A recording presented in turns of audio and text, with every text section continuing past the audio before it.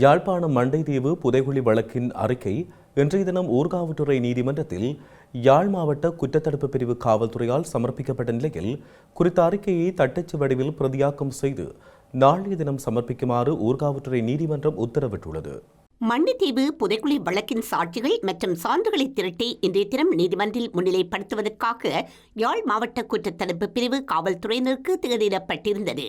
இந்த நிலையில் இன்றைய தினம் குறித்த வழக்கு ஊர்காவல்துறை நீதிமன்றின் நீதிபதி சுவாஸ்கரன் நளினி முன்னிலையில் எடுத்துக் கொள்ளப்பட்டது.